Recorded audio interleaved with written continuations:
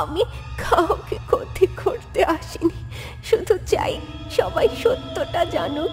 আমি শুধু বলতে চেয়েছিলাম আমি দোষী না, আমি শুধু সত্যিটা সবাইকে বলতে চেয়েছিলাম। ক্যামেরা ফুটেজ চলছে। রাত 11:43। তৃষ্ণা ও সৌরভ ক্যামেরা চালু করে স্কুলের সামনে দাঁড়িয়ে। বন্ধুরা, আজ আমরা এসেছি শহরের বাইরে একটা পুরনো স্কুলে। প্রায় 15 বছর আগে এখানে আগুন লেগে স্কুল বন্ধ হয়ে যায়। শোনা যায় সেই আগুনে এক ছাত্রী পুড়ে মারা যায়। আজ আমরা পুরো রাত কাটাবো এই স্কুলে। শুনেছি কিছু কিছু ক্লাস ঘরে এখনো ছায়ারা চলে বেড়ায়। তৃষা, আমি বলছি চল না একবার ঢুকি, তারপর না হয় লাইভ করি। আমার কেমন যেন লাগছে রে। ভয় পেলে ব্লগার হবো কিভাবে? চল, ক্যামেরা অন রাখ। তারা ধীরে ধীরে গেট ঠেলে ঢোকে। কাঁচ ভাঙা, ঘাসে ঢাকা প্রাঙ্গণ, দূরে ঝরে পড়া ব্যানার, ঝুলন্ত জানালা। ক্লাস ঘরের দরজা খোলা, কিন্তু ভেতরটা অন্ধকার। এই ক্লাস ঘরটা দেখ তো কেমন গন্ধ, পোড়া কাঠের মতো। দুজন ভেতরে ঢোকে। হঠাৎ দরজা খটাস করে বন্ধ হয়ে যায়। বাতাস নেই, জানালা সব বন্ধ। তৃষা, দেখলে দরজাটা কেমন বন্ধ হয়ে গেল নিজে নিজে, অথচ হাওয়া ছিল না। চুপ কর, ক্যামেরা চালু আছে তো। আসলে এটা একটা তামাশা হতে পারে, হয়তো কেউ আমাদের ভয় দেখাতে যাচ্ছে। হঠাৎ একটি কোণে মানুষের ছায়ার মতো কিছু একটা দেখা যায়, যেন কেউ দাঁড়িয়ে আছে। তৃষা, ওটা কে? ওটা ওটা কি কোনো মানুষ? না, ওর পানি সৌরভ, ছায়া নিচে পড়ে না। ওটা ছায়া নয়, ওটাই ছায়া, মানে শ্রেয়া। ঘরের আলো নিভে যায়, ক্যামেরা ঝাঁকুনি খায়। কেউ যেন পাশ দিয়ে হাওয়ার মতো ছুটে যায়। আমি ওর চোখ দেখলাম, আগুনের মতো। মনে হচ্ছে ও দেখে ফেলেছে আমাদের। এক হঠাৎ শব্দে দরজা খুলে যায়। বাইরে দাঁড়িয়ে একজন মানুষ। লোকটি ধীরে ধীরে এগিয়ে আসে। এই স্কুলে রাত কাটানো অত সহজ নয়, মনে রেখো। যার চোখে ছায়া পড়ে আর তার নিজস্ব ছায়া থাকে না। তৃষা ও সৌরভ চমকে উঠে তাকিয়ে দেখে লোকটির চোখ লালচে, মুখে এক অদ্ভুত প্রশান্তি। আপনি কে? আমার নাম ঘনশ্যাম। স্কুলটা এখন আমার পাহারায়। তবে ছায়া আমার কথা শোনে না। আজকালও শুধু প্রতিশোধ নিতে চায়। ঘরের এক কোণে আবার সেই ছায়াকে দেখা যায়। ও আবার এসেছে। তোমরা যদি সত্যি জানতে চাও কেন এই আগুন লেগেছিল, তাহলে চলো আমার সাথে, সব দেখাবো, সব বলবো। চলো। ঘনশ্যাম, তৃষা ও সৌরভকে নিয়ে স্কুলের ভেতরের পুরনো ক্লাস ঘরে নিয়ে যায়। ঘরটা ধ্বংসপ্রাপ্ত, দেয়ালে আগুনের পোড়া দাগ, মেঝেতে ছাই, আর পুরনো বইয়ের ছেঁড়া পাতা ছড়িয়ে আছে। এই ঘরটাই ছিল স্টেয়ার ক্লাস। যে মেয়েটা আগুনে পুড়ে মারা গিয়েছিল, ও খুব শান্ত, মেধাবী ছিল। এক শিক্ষক, দেবাশিস স্যার, ওর প্রতি অন্যরকম আচরণ করত। ওসব কারো নজরে পড়তো না। মানে কি করতো? মেয়েটি একদিন চিঠি লিখে জানায় সবকিছু সেই হেডমাস্টারকে, কিন্তু সেই হেডমাস্টার সেই চিঠি চাপা দিয়ে দেয়। দেবাশিস স্যার ছিলেন এক প্রভাবশালী ব্যক্তির আত্মীয়, আর সেই রাতেই আগুন লাগে এই ক্লাসে। সবাই বলে শর্ট সার্কিট, কিন্তু আমি জানি ওটা দুর্ঘটনা ছিল না। তাহলে কেউ ইচ্ছে করেই আগুন লাগিয়েছিল, তাই না? ওর মুখ বন্ধ করতেই আগুন লাগানো হয়েছিল। শুধু শ্রেয়া মারা যায়। পরে দেবাশিস স্যারও উধাও হয়ে যায়, কেউ খোঁজ পায়নি। আপনি এত কিছু জানলেন কিভাবে? কারণ আমি সেদিন ছিলাম। আমি ছিলাম স্কুলের তত্ত্বাবধায়ক, সব জানতাম, কিন্তু ভয়ে চুপ ছিলাম। এখন সেই চুপ থাকার শাস্তি পাচ্ছি আমি। ছায়া আমায় ক্ষমা করেনি। হঠাৎ ক্লাস ঘরের জানালা আপনা আপনি খুলে যায়। ঠান্ডা হাওয়ার সঙ্গে কানে ভেসে আসে মেয়েদের হাসির মতো একটা শব্দ। আবার আবার সেই শব্দ, এটা কি? এটা কোনো কল্পনা না সৌরভ, এটা একটা কিছু বা কেউ একটা আমাদের দেখছে।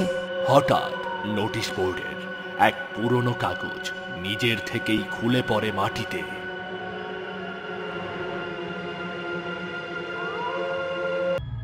আমি নির্দোষ, আমি শুধু সত্যিটা বলতে চেয়েছিলাম, কিন্তু ও আমার গায়ে আগুন ধরিয়ে দিয়েছে। ইতি শ্রেয়া। ওমা, ও এখানে এখনো আছে। ওর আত্মা শান্তি পায়নি, কেউ ওর পক্ষে দাঁড়ায়নি। এখন সে ফিরে এসেছে, প্রতিশোধ নিতে চায়, বরং সত্যিটা প্রকাশ করতে। একটা ছায়া ধীরে ধীরে ক্লাস ঘরের দরজায় এসে দাঁড়ায়।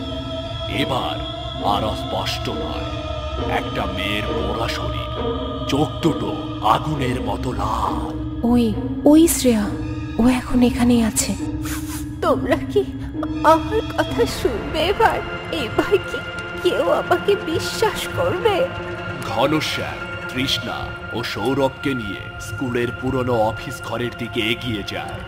ঘরে ঢুকতেই এক ধরনের অস্বস্তিকর অনুভূতি, যেন কেউ নিঃশব্দে তাকিয়ে আছে। এই ঘরটা খুব অদ্ভুত লাগছে, যেন দেয়ালগুলো আমাদের কিছু বলতে চাইছে। এই ঘরেই রাখা হয়েছিল শ্রেয়ার সেই চিঠি। হেডমাস্টার সাহেব এখানেই বসতেন। বহুবার খুঁজেছি চিঠিটা, আর পাইনি, কিন্তু আমি জানি সেটা এখানেই কোথাও আছে। ঘরের এক কোণে একটা পুরনো টেবিল পড়ে আছে। ঘনশ্যাম হাত দিয়ে টেবিলটা সরাতেই নিচ থেকে বেরিয়ে আসে একটা লোহার বাক্স। এইটা কি তাহলে? তোমরা নিজেরাই দেখো। তৃষা বাক্সটা খোলে, ভেতরে ছেঁড়া কাগজের স্তূপ। একটা কাগজ তুলে নেয় সে, পোড়া, তবুও কিছু লেখা বোঝা যাচ্ছে। উনি বারবার বলেছেন এটা ভালোবাসা, কিন্তু আমি ভয় পাচ্ছি। ওনার চোখে কিছু একটা আছে যেটা খুব অন্ধকার এবং ভয়ঙ্কর। আমি এটা হেড স্যারের কাছে জমা দেব। এই কাগজটা তাহলে এখনো আছে? হেডমাস্টার এটা লুকিয়ে ফেলেছিল। হঠাৎ ঘরের বাতি বারবার জ্বলে নেভে ওঠে, এক সময় সম্পূর্ণ নিভে যায়, একেবারে নিঃশব্দ। তারপর তোমরা কেউ তো আমার কথা শুনতে চাওনি, কেউ না। এবার কি আমার কথা বিশ্বাস করবে? ও এখানে, একেবারে আমাদের সামনে। ঘরের মাঝখানে ভেসে আসে শ্রেয়ার ছায়া। এবার মুখ স্পষ্ট, চোখ দুটো থেকে এখন আর আগুন বেরোচ্ছে না, বরং জল। চোখে ক্ষোভ নয়, গভীর যন্ত্রণা। আমি কাউকে ক্ষতি করতে আসিনি, শুধু চাই সবাই সত্যটা জানুক। আমি শুধু বলতে চেয়েছিলাম আমি দোষী না, আমি শুধু সত্যিটা সবাইকে বলতে চেয়েছিলাম। শ্রেয়া, আমি সবকিছু জানা সত্ত্বেও চুপ ছিলাম, তাই আমিও দোষী। শ্রেয়ার ছায়া ধীরে ধীরে ঘনশ্যামের দিকে এগিয়ে যায়, কিন্তু কোনো ভয় নেই, কোনো আক্রোশ নেই, শুধু একটা শান্তি। হঠাৎ ঘরের বাতি দপ করে জ্বলে ওঠে। ও কোথায় গেল? হঠাৎ উধাও হয়ে গেল। ও কি এবার শান্তি পেল? হ্যাঁ, সত্যি শোনার সাহস দেখিয়েছ তোমরা, হয়তো তাই শান্ত হয়েছে। কিন্তু এই গল্প এখানেই শেষ না। মানে এখনো কিছু বাকি আছে? দেবাশিস স্যার হারিয়ে যায়নি, তিনি মরেননি, তিনি এখনো কোথাও লুকিয়ে আছে। তৃষ্ণা আর সৌরভ অবাক চোখে তাকিয়ে থাকে ঘনশ্যামের দিকে। শ্রেয়া, এবার আমি আর চুপ থাকবো না, এবার আমি তোর সত্যিটা সবাইকে জানাবো। শ্রেয়া, তৃষা, সৌরভ, আমাকে বিশ্বাস করার জন্য তোমাদের ধন্যবাদ। শ্রেয়ার ছায়া এবার ধীরে ধীরে হালকা হতে থাকে, চোখের জল মাটিতে ঝরে পড়ে। একটা ঝলকানি, এক মুহূর্তের নিস্তব্ধতা, শ্রেয়ার ছায়া মিলিয়ে যায় এক ফ্যাকাশে আলো। এখনো বিশ্বাস করতে পারছি না, আমরা এমন কিছু দেখলাম যা শুধু শোনা যেত আগে। এখন সময় এসেছে স্কুলটার আসল ইতিহাস প্রকাশ করার। আর চিঠিগুলো, প্রমাণগুলো, এগুলো বাইরে নিয়ে যেতে হবে, সবাইকে জানাতে হবে। তৃষা ও সৌরভ পুলিশ এবং সাংবাদিকের সামনে সবকিছু জানায়। ঘনশ্যাম দেন সেই পুরনো চিঠি, কাগজ, শ্রেয়ার স্বাক্ষরিত লেখা। এটা খুব গুরুতর ব্যাপার, আমরা অবশ্যই এই ঘটনার পূর্ণাঙ্গ তদন্ত শুরু করব। দেবাশিস নামের সেই শিক্ষকের নামও তল্লাশির তালিকায় রাখব। আপনারা কিভাবে এত সাহস পেলেন এই সত্য খুঁজে বের করার? আমরা শুধু একজন মেয়ের কান্না শুনেছিলাম আর চেয়েছিলাম কেউ অন্তত তাকে একবার বিশ্বাস করুক। স্কুলের দেয়ালে এক নতুন ফলক লাগানো হয়েছে, শ্রদ্ধাঞ্জলি শ্রেয়া সেন, এক সাহসী কণ্ঠের প্রতি। শ্রেয়া এখন নিশ্চিন্তে ঘুমাতে পারবে, ওর কথা এবার সবাই জানবে। এবার আমি আর পাহারা দেব না, আজ থেকে আমারও ছুটি।